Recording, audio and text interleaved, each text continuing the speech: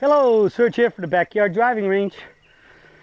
All right, we got a short comment that came in today. It's more like a comment, and this comes from Rick Heath. And Rick says, excellent explanation to why, in parentheses, Bob Tosky represented the big left-hand pull to make from his book many years ago. End of parentheses. I stop in my follow-through to over the left shoulder, close to the left ear. That's like he's talking about the T-finish position now. He goes on to say, I stop in my follow-through to over the left shoulder, close to the left ear. And now how I frame my mind to the forward mitt, equal hand pressures, and a mind frame of to the end of the swing tee, okay?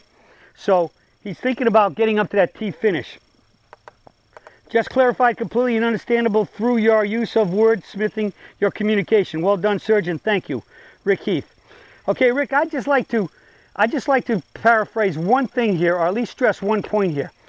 You mentioned a concept there by Bob Tosky, and basically that's and like he was considered the dean of teachers back then on Golf Digest, and most teachers back then, up until 1992 when we had the what I call the paradigm shift, where we went from vertical swinging teaching to rotational swing, and basically since I believe 1992 to 1994, there has been almost nothing taught about vertical anymore, at least not in the major realm of instruction, which like would be, shall we say, all the major golf instruction magazines, Golf Magazine, Golf Digest, and the Golf Channel, and basically through me being a PGA member, a PGA Master Professional, and I think since about 1994, I don't think I've seen one seminar come down the pike where the word vertical was ever mentioned as being something that was going to be talked about in a seminar that we get. We have to take seminars for and get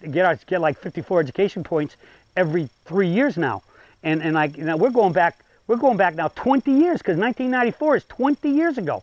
I can't remember having a seminar sent to me, whether by in the mail or emails, telling me about seminars and that I have to go attend and make my choice and get my credits, where the vertical swing has ever been talked about anymore. So we basically have a couple generations, I believe, of golf pros that have never really been taught about the vertical swing. And many of the guys my age that I grew up with who were vertical swayers have somewhat transitioned over to rotational. All right? And they're suffering many of the same problems as most of y'all. Inconsistent ball striking, back pain, and all these other things. I've had youngsters as well as young as 12 years old, after having been in having to go get treatment for bad backs and stuff, their parents starting to look for something that's going to help their back out, and they end up coming to me.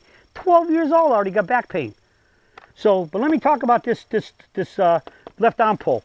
There was always the thought that when you get up there, we wanted the big high hands. As long as they wanted the higher hands and a vertical swing, they overlooked that you didn't turn a full 90 degrees. All right? Even though they said 90, they would overlook it for the high hands. But when rotational came in, and the whole concept was the huge turn, well, once we start making a big turn, we can't have high hands anymore. Once your arms cross your toe line, secret number 2, they start to go downward, and they get brought, and they go into sacred burial ground, secret 2 and 3. All right, secret 2 is palms perpendicular to the ground, and secret 3 is they start to break, the arms start to break and rotate. And so when that happened, they changed the rules. They changed the rules from club being high and vertical, and now they said it's okay for a club to be like that instead of vertical. Well, the club's laying off. It's getting heavy. I guarantee you can swing a light club more consistent and faster and more controlled light than you can heavy. You can hold it higher, hold it longer, and gravity's going to help you swing it. You want gravity your friend, not your enemy. But even when they had the high hands, they were always still big on the fact that the right hand was a bad dude.